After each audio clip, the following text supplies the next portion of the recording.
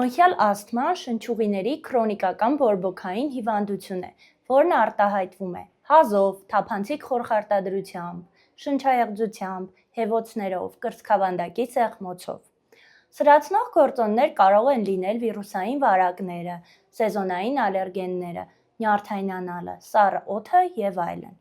Ախտորոշման ոսկե ստանդարտ է սպիրոմետրիան, բայց ախտորոշման գործում մեծ օգնություն է և շատ կարևոր է արտաշնչվող օդում ազոտի օքսիդի մակարդակի որոշումը, հատուկ սարքի միջոցով։